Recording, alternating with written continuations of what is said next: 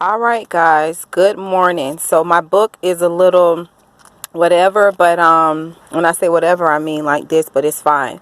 We're going to begin today with the 4 seasons of marriage, and then I'm going to come back on Lord's Will Wednesday. I just dropped my son to school. Excuse me, just finished breakfast as well. So I'm at the library waiting for them to open up so that I can go in and begin working on what I need to do. But I told you guys we'll be coming on reading The Purpose-Driven Life in the 4 Seasons of Marriage. We're probably going to start with this one first, or if I decide to read both at the same time, I'll just share with you guys and upload what's what. And I'm going to try to do these 4 seasons of marriage, like we'll read a chapter a day. So you guys know it was announced on the 18th about this book, and I did get a request in for the book after I've just put it out there. And I did get a request for the book. So I'm like, okay, so we'll do the book. Like I said, if you're married, God promised you marriage, you believing for marriage turnaround, you're engaged, you're in the single time of God, whatever it is, we're going to be reading this book together. And it's The 4 Seasons of Marriage by Gary Chapman. I'm actually reading this book. Now, I'm not married yet, but I know what God has promised me. So he has me preparing as well. So I feel like it'll be a blessing for me to, read alongside with you all as well. So it's talking about which season of marriage are you in? And it's like spring, summer, winter, fall. I'm going to read like this of the book, the back and everything like that. So, and with these books, I want to try to kind of keep it on the book so you guys can follow along. Someone did bless me with this book. I didn't buy it. They had it for a while. I think they had it for a few years, and they were like, the Lord just put on their heart to bless me with it. We were talking about something totally different, and they blessed me with it, and God said, begin reading. So I just was like, okay. So he said, marriages are perpetually in a state of transition, continually moving from one season to another, perhaps not annually as in nature, but just as certainly and consistently. Sometimes we found ourselves in winter, discouraged, detached, and dissatisfied. Other times we experience springtime with its openness, hope, and anticipation.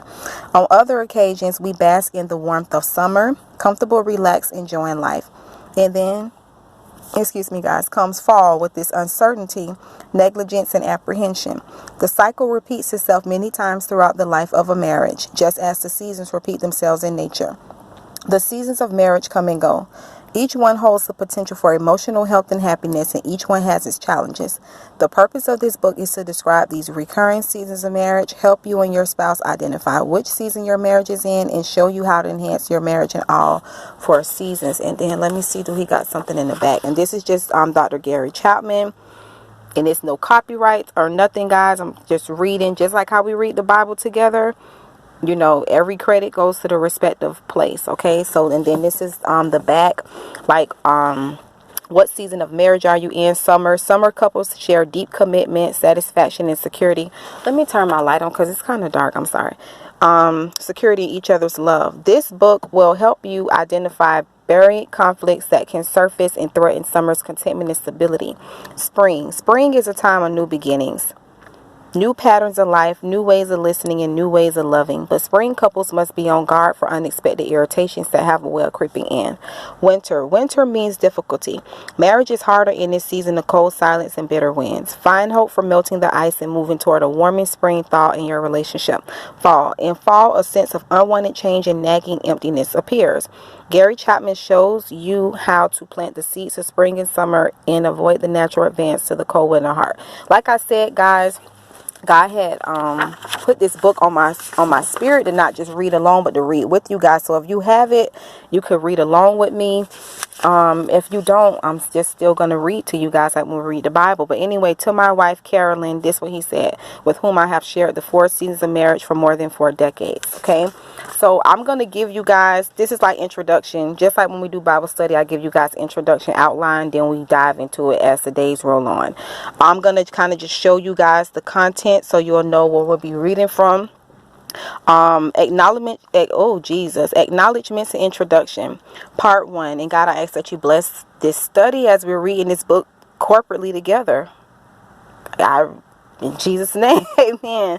So the 4 seasons of marriage. So we're going to be talking about the nature of marriage, winter, spring, summer, fall, marital seasons profile, Part 2, and then what I like also that he has, because I kind of glimpsed, guys, like I said, I had the book for a little while now.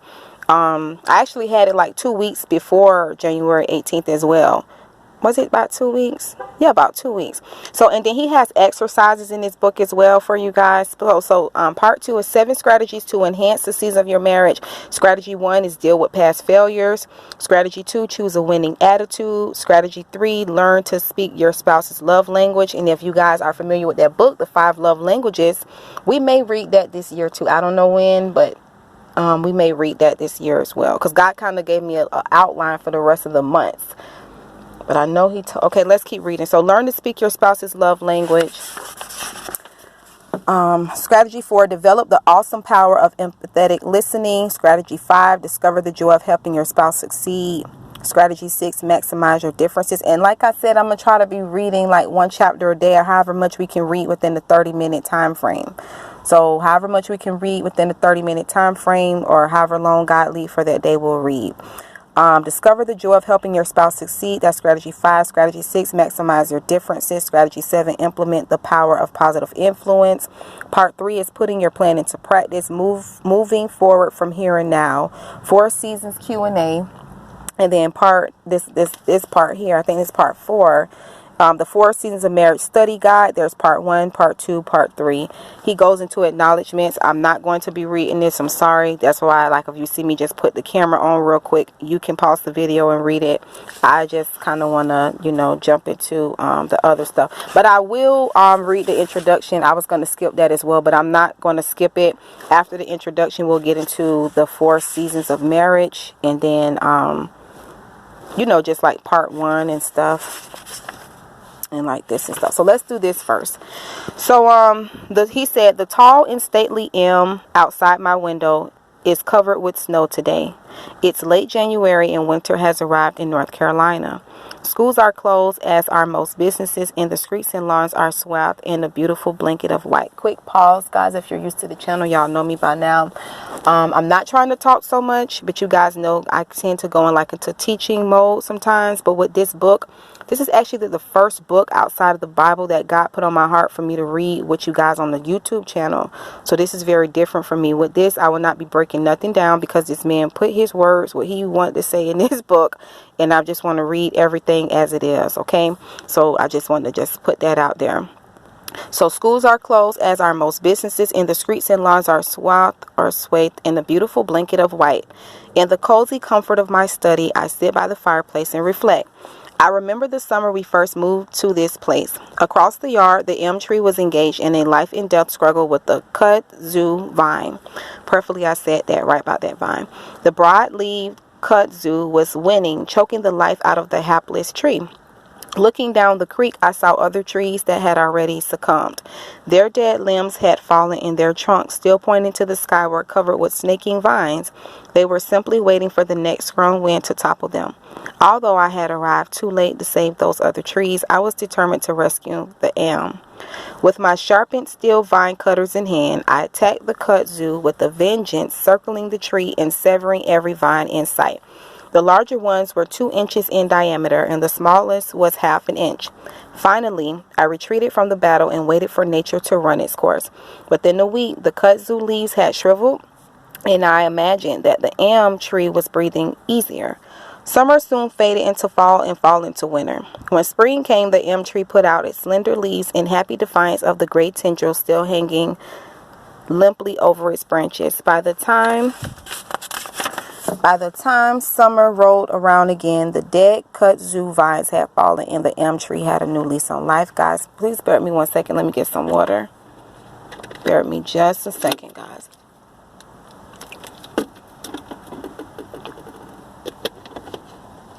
Okay, a new lease on life.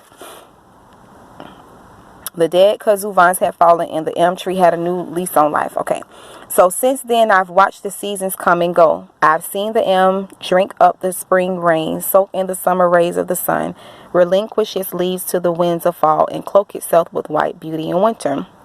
Today, as I sit here by the fig tree, gazing at the winter portrait outside my window, I'm also reflecting on the seasons of my life and my career as a marriage counselor. I'm thinking of the 42 years that Carolyn and I have lived together as husband and wife, and I'm reminded that we too have passed through many winters, springs, summers, and falls. I once heard a speaker say that there are 4 seasons to marriages. As he explained it, we begin as young couples in the springtime of life, excited about the future. Then comes summer, in which we become involved in vocations and perhaps child rearing. After summer comes fall, when the children leave and we are alone again. Then in our latter years of life, we experience winter. Although there is some truth in this analogy, it seems to me a much too simplistic description of marriage. My experience, both in my own marriage and in counseling couples for more than 30 years, suggests that marriages are perpetually in a state of transition, continually moving from one season to another, perhaps not annually as in nature, but just as certainly and consistently. Sometimes we find ourselves in winter, discouraged, detached, and dissatisfied. Other times we experience springtime with its openness, hope, and anticipation.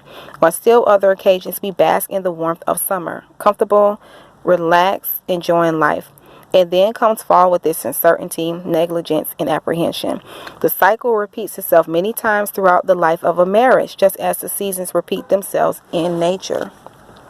The purpose of this book is to describe these recurring seasons of marriage to help you and your spouse identify which season your marriage is in and to show you how to move away from the unsettledness of fall or the alienation and coldness of winter toward the hopefulness of spring or the warmth and closeness of summer.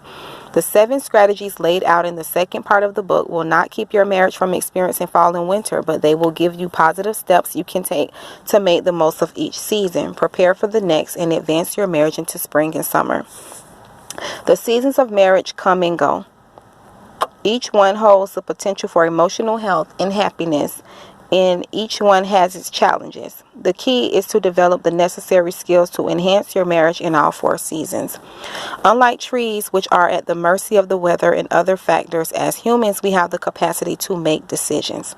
We can choose attitudes and actions that will improve and strengthen our marriages. We can plant seeds of love and hope in the springtime that will produce fruit during the summer. And we can harvest a storehouse of good feelings and open communication that will prepare us to weather the changes of fall and the icy cold of winter.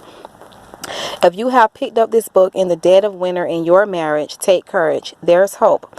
I have watched hundreds of couples apply these strategies and experience the blooming of the crocuses in their relationships. I believe that these practical steps will work for you as well. Even if you're reading this book alone and your mate is not willing to participate, I will show you how to start on your own to win back your spouse's heart and move your marriage toward a warmer season. If your marriage is currently in spring or summer, it's important not to let the kudzu vines gain a foothold in your relationship. I will show you how to cut the tendrils of negative attitudes and actions and free your marriage to be all that God designed it to be. If you find the book helpful, I hope you will share it with your married friends who are also experiencing the 4 seasons of marriage. So we got our introduction, outline, everything out the way. So now we're about to get into part 1. I think I need to turn on this other light so y'all can see a little bit better. Okay, the 4 seasons of marriage, part 1. We're talking about the nature of marriage. In the early days of my career, I was an avid student, of anthropology. During my undergraduate and graduate studies in that discipline, I explored ethnographies compiled through the years by various anthropologists.